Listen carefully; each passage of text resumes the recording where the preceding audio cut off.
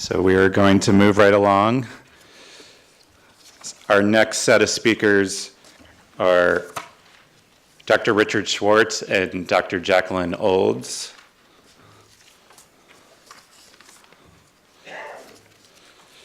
So Dr. Schwartz is a senior consultant in the MGH McLean Adult Psychiatry Residency Training Program. He's also an associate professor of psychiatry part-time at Harvard Medical School, and he's on the faculty of the Boston Psychoanalytic Society Institute, as well as the Psychodynamic Couples and Family Institute of New England. Dr. Jacqueline Olds is an associate professor of clinical psychiatry at Harvard Medical School, consultant in psychiatry at MGH and McLean hospitals, and also is on the faculty of the Boston Psychoanalytic Society Institute and the Psychodynamic Couples and Family Institute of New England. And together, they are both psychiatrists and psychoanalysts. They're married. They've collaborated over many years. They are actively involved in the training and mentoring of psychiatry residents and medical students at Massachusetts General Hospital and McLean hospitals. They've published numerous articles in professional journals, as well as 3 books for general audiences entitled Overcoming Loneliness in Everyday Life, Marriage in Motion, The Natural Ebb and Flow of Lasting Relationships, and most recently, The Lonely American, Drifting Apart in the 21st Century. Their decades of clinical experience includes work with people of all ages and varied circumstances who have faced issues of loneliness and difficulties creating new relationships and maintaining old ones over time. As an extension of their interest in addressing social disruption of the natural conditions that maintain good mental health, they have recently been concerned with the effects of circadian rhythm and light, and they've worked to develop the first wearable tracker to monitor and dose bright light therapy for the treatment of depression and other conditions. And they'll be talking today entitled Couples Therapy, Saving the Dance. So without further ado, I'd like you to welcome Dr. Schwartz and Dr. Olds.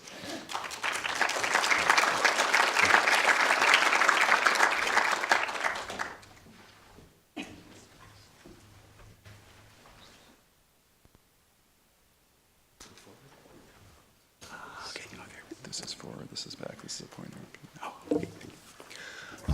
Thank you, Brian, and thank you all for being here. Let me just see if I can get this to work. Yes. This is the lack of financial conflicts around us, and we are each other's spouse/partner. So this works for both of us.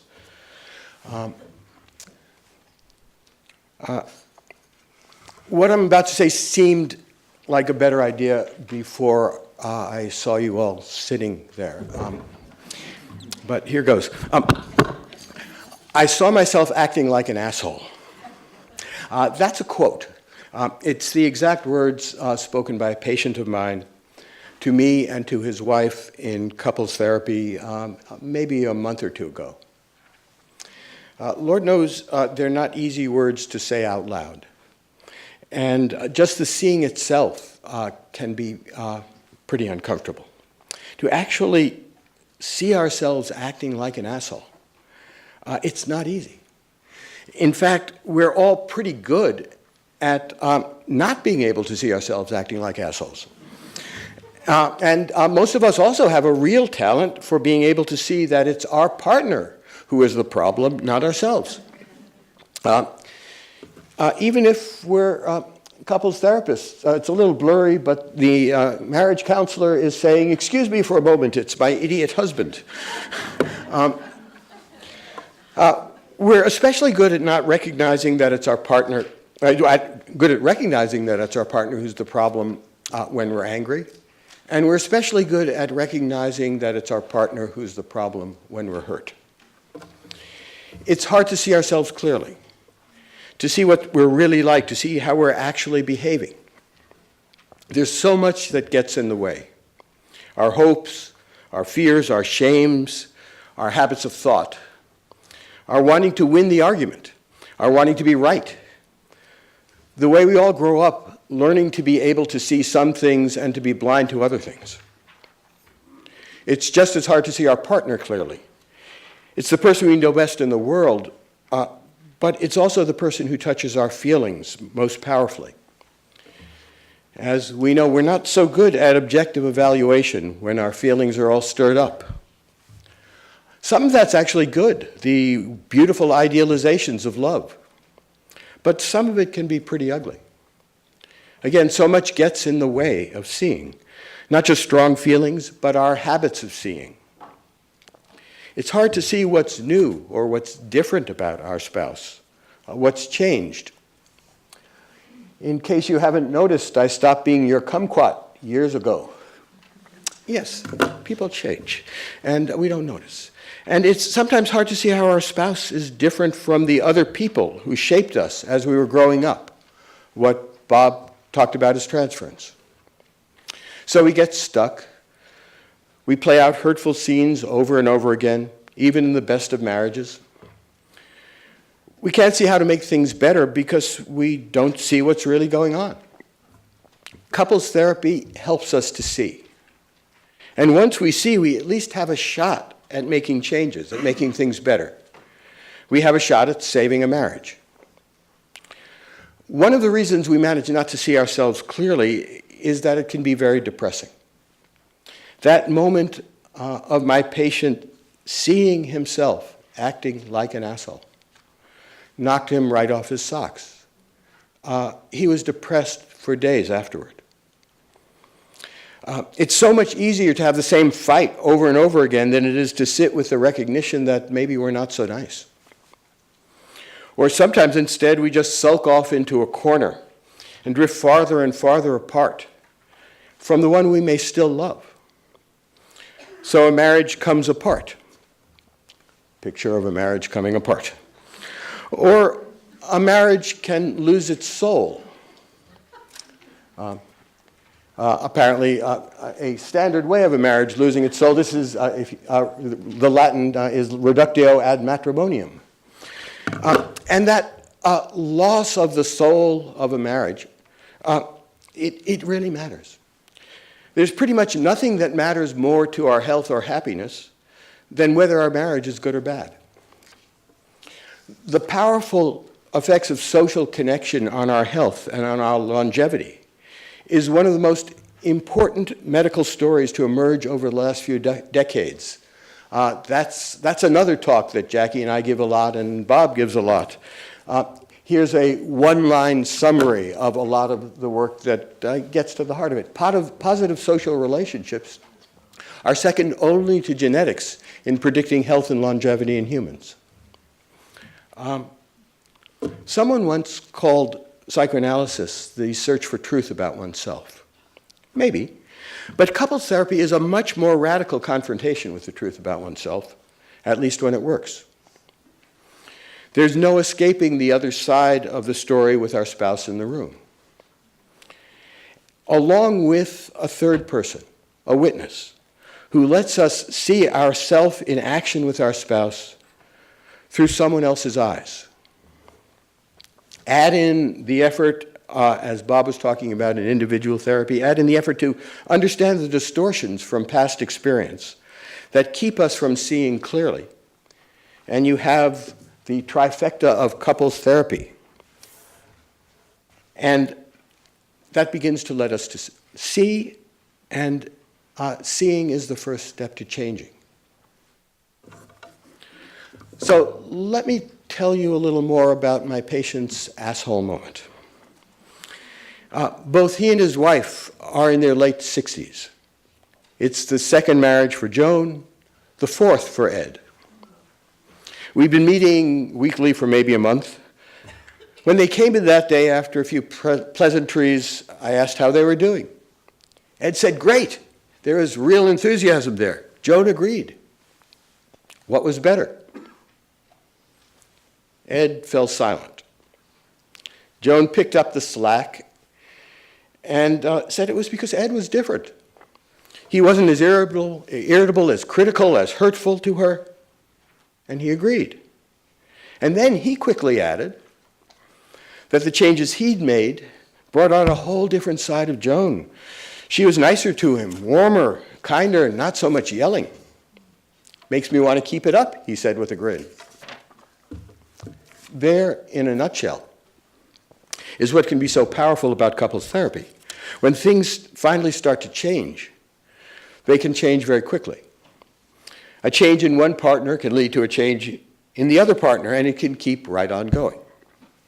A vicious cycle of hurt can become a virtuous cycle of kindness. The most important destructive dynamic in a lot of couples is what Jackie and I call the spiral of hurt feelings. Here's how it works. Most of you probably know how it works. One person hurts the other's feelings, often without knowing it. It's usually something that's so small, so trivial, it would be embarrassing to admit that it hurt. So what do we do instead? We hurt back, but in a different place. We pick a fight that we'd rather have, one we think we can win.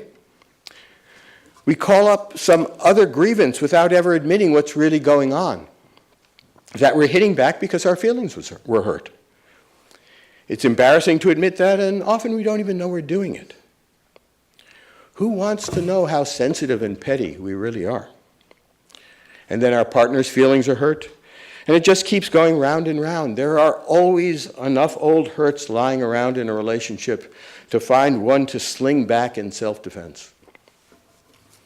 But if you can interrupt the spiral and let someone notice what's really hurting, to acknowledge the hurt, to begin to talk about it, you might just find you get a kind response from your spouse instead of a counterattack.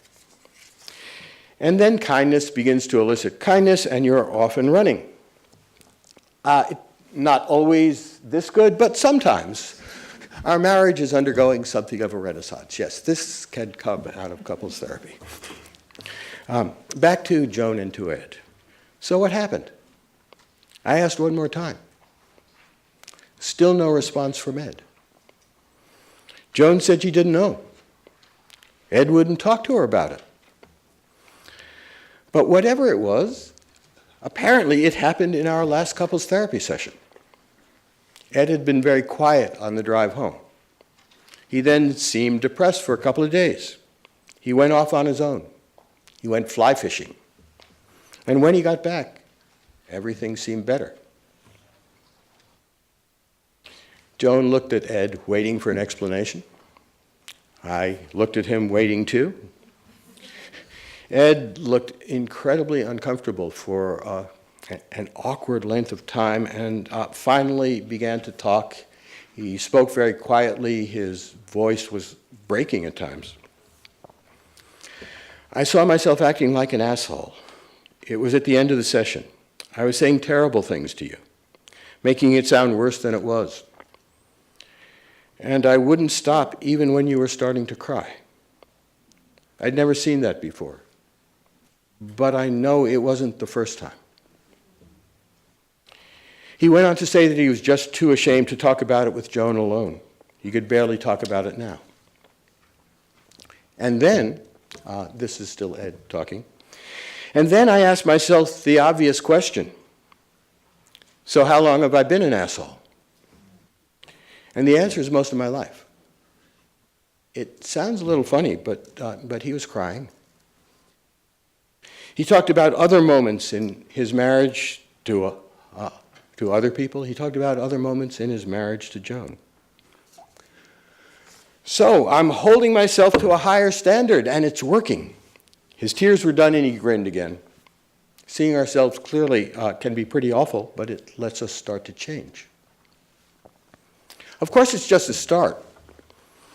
Joan and Ed have been doing the same dance together for 12 years. They've learned the steps together. If, dancing with Jackie, I suddenly shift from a tango to a foxtrot, we're sure to get all tangled up together. Or slip back into the tango without even noticing that we've done it. That's the way marriages work. So Ed continues to fall short of his new standard some of the time. But we're starting to see when that happens. What makes it happen? we now can see the hurt that triggered Ed's attack on Joan in that therapy session a month ago. And we're starting to look at Joan's sore spots too, the kind of moments and feelings that bring out the shouter in her. The shouter being a familiar figure from her childhood. Her mother was a shouter, and she was one too. And of course, the shouter brings out the worst in Ed. So there's still a powerful pull from that kind of spiral of hurt feelings. But more and more, Joan and Ed are able to break free from that. It's a start. We even have an emerging story about how Ed, a delightful and accomplished man who can be really charming, ended up behaving like an asshole in so many marriages. Of course, we've also been talking about their physical relationship. It's almost always an important part of the story. In their case, the most important part of the story was that they weren't having a physical relationship and hadn't for years. Not just sex, even holding each other in bed at night. Most couples can't feel close or comforted or loved without something like that. Ed was surprised to learn that Joan missed it. He thought she didn't want him. Joan was surprised by how hurt Ed was, by what he thought was her rejection of him. It led him to stop trying. Again, a spiral of hurt feelings, this time a spiral that was taking place in each of their heads about what they imagined each other was feeling that turned out to be completely wrong. And the result was that neither of them dared to show desire, and neither of them felt desired. That's actually something that happens pretty often in relationships when external events disrupt a couple's sex life. Things as simple as children, an illness, a demanding period at work. It's sometimes very hard to find your way back. Just a quick word about the psychodynamic part of all of this. Ed is an academic. When we first met, he told me he had no interest in talking about the past. In his research and his teaching, he was committed to a cognitive behavioral view of the world and believed that all memories are so irretrievably distorted as to be virtually meaningless. All that matters is contained in the present moment. Joan nodded. Yes, in their several failed attempts at couples therapy, Ed had given the therapist no history. I tried my gosh darn best to be respectful of Ed's position for at least a couple of seconds before I blurted out, "It's your fourth marriage, and you think we shouldn't look for repetitive, maladaptive patterns of behavior?" He laughed. We shrugged. And we began talking about some of the baggage from the past that each of them carried into their marriage. Seeing that baggage more clearly was an important step towards Ed being able to see himself more clearly as he played out a familiar scene with his current wife in the present moment in my session. And with that, I will turn this over to my present wife. An only wife, I might add. Yeah.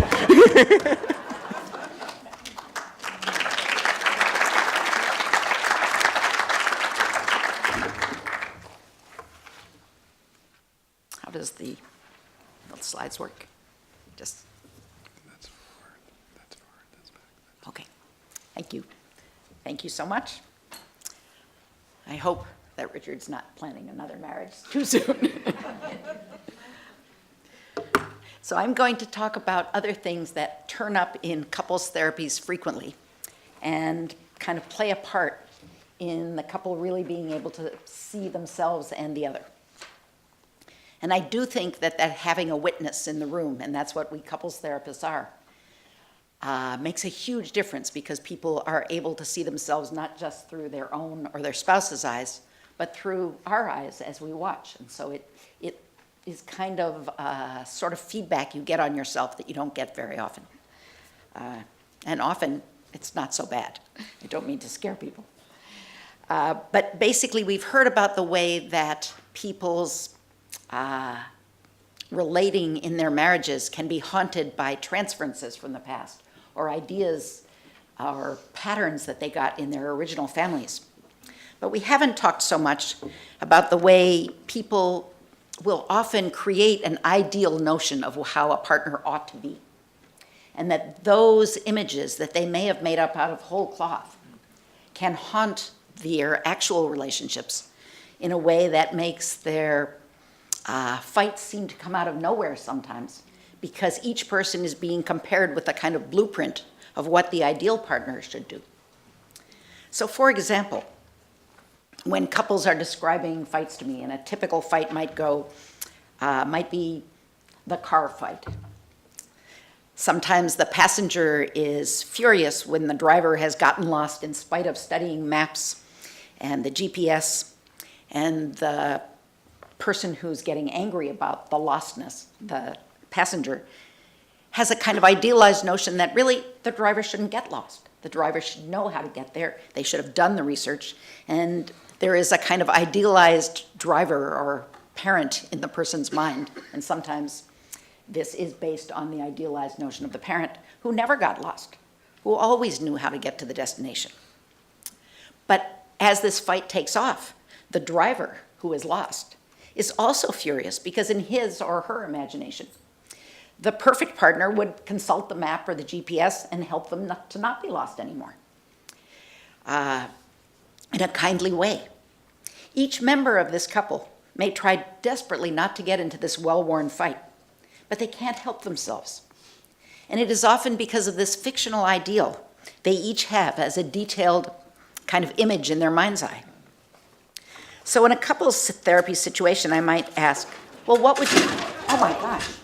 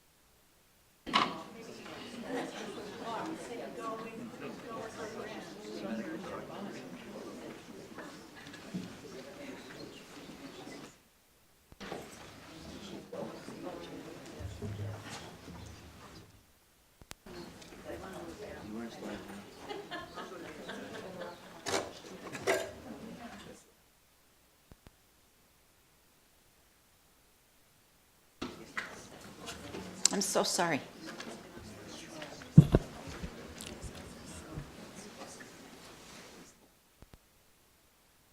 I'm sorry, we hadn't thought about the way those chairs could just fall off the edge. I'm so sorry. Are you okay? Oh, good.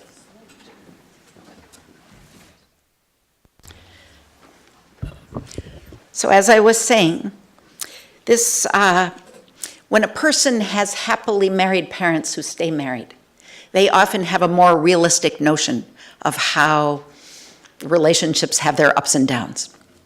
But many people who were brought up by a single parent or who had parents who got divorced make up this idealized notion of the other mate, really from TV, from movies, from books.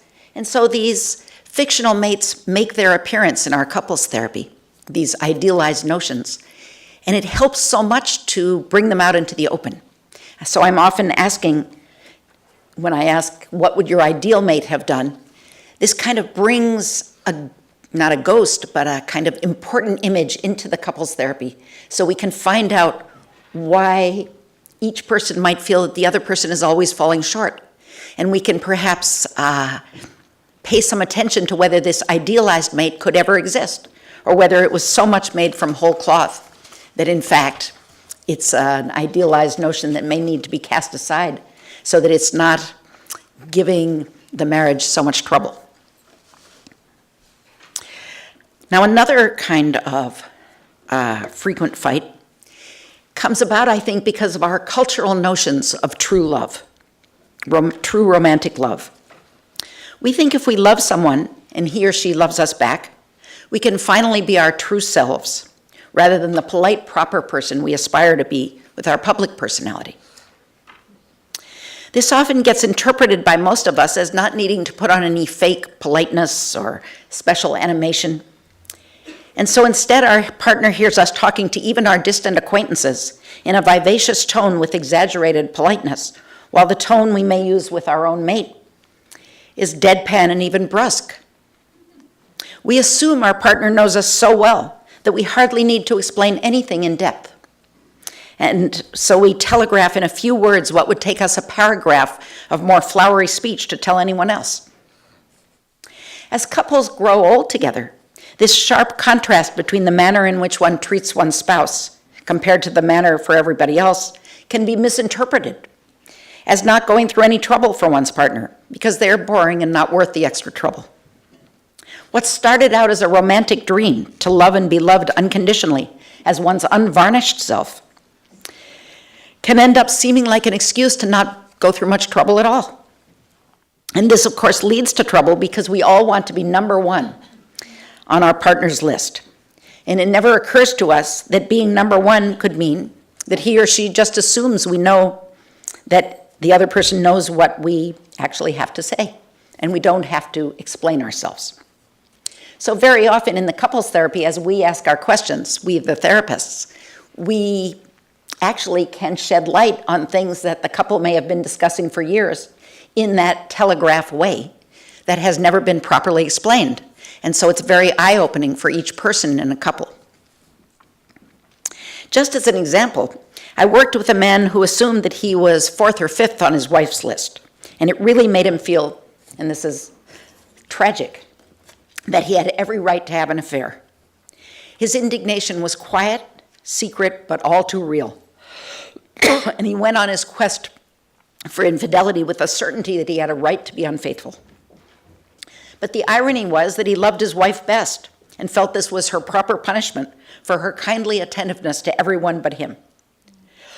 It never occurred to him that this contrast could be part of our universal notion that love means being able to be your true self without having to put on an exaggerated interest that one might use for acquaintances, friends, and strangers.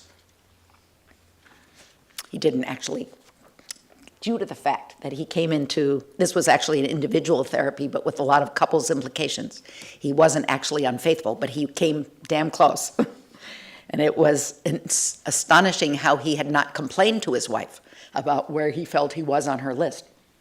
But yet he was so sure that it was a kind of attack on their marriage.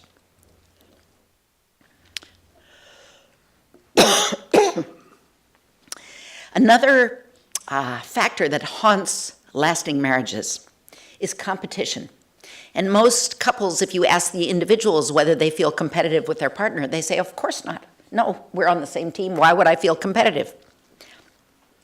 But they're much more competitive over time than they ever dream that they would be. The bickering noticed by others has everything to do with who is really right. Each small point can be argued into the ground because it has been a habit for each person not to give in if they think they're right. And they don't think of that as competition, but rather a devotion to the truth. This devotion to the truth can cause a divorce. And I often have to ask, well, would you rather be right or divorced? And when I suggest that each partner gets more in the habit of giving in on these rather small points, they are frequently appalled. But what we were really talking about is something Richard mentioned, a sort of, I hate to say it, asshole behavior. Always having to be right is not a side of ourselves we would show to our good friends and other relatives. No, only when we're with our best beloved does it show up. And our best beloved is not happy about it. This devotion to the truth is really a very irksome trait because it means over the most trivial things where nobody knows what the truth is, there's this tendency to go to the mat. Now, lastly, I want to tell you about something that is actually from John Gottman's research. And it's incredibly important, and most people, it's not kind of household information. And I think it should be. he has a lab where he has couples who want couples therapy come into the lab, and he hooks them up to blood pressure and heart monitors. So he says, you know, essentially start your typical fight and we'll see how it goes. So when they start these fights, they get into it with a lot of verve, even though they've had it hundreds of times. And usually the wife, as she makes her points, these are mostly heterosexual couples, will get quite upset and she may start crying or her voice might raise, and it looks for all the world like her feelings are going to shatter her because she's getting so worked up. And the husband often is looking much more implacable and kind of even keel and silent often. And he seems to be keeping his strong emotions at bay compared to the wife. But what is so interesting is the way that the physiological monitors tell a completely different story. While the wife's blood pressure and heart rate are going up gradually as she goes through her dramatic presentation, the husband is not seeming to show much emotion at all, and his blood pressure is rising much higher, and his heart rate is rising much higher, and his physiology is such that he can hardly stand it. And very often, the husband has to leave the room, leave the booth where he's being hooked up, and take a break before he can go on with the argument. Now, in real life, we have all seen and heard and perhaps been those couples where the woman feels it's so incredibly disrespectful for the husband to go out of the room and take a break in the middle of making a brilliant point. But the fact is that we would have no way of looking at the man and understanding how completely distressed he is and how his head feels like it's going to explode. And the only thing that will bring the blood pressure back into the normal range is taking a break. And in fact, if this were taught in high school, my hypothesis is there would be much less spousal abuse, there would be much less terrible fighting. If people understood that physiological difference, the fights would take a different course. And taking a break would not be seen as a sign of disrespect, but a sign of kind of medical necessity. So I think that's an incredibly kind of important point that we ought to be spreading around, and I'm so pleased that John Gottman did this research. So before we stop, I just wanted to say you might want to know more about couples who exemplify these problems. Well, Richard and I are one such couple, and I would bet as I talk that you might find that you know others. It is a rare couple who has been married for some years who has not had these experiences. So I'm hopeful that in our question and answer session, you will ask us about situations that you know about, so we can help you know that these are not unique situations. They actually are common. Thank you so much.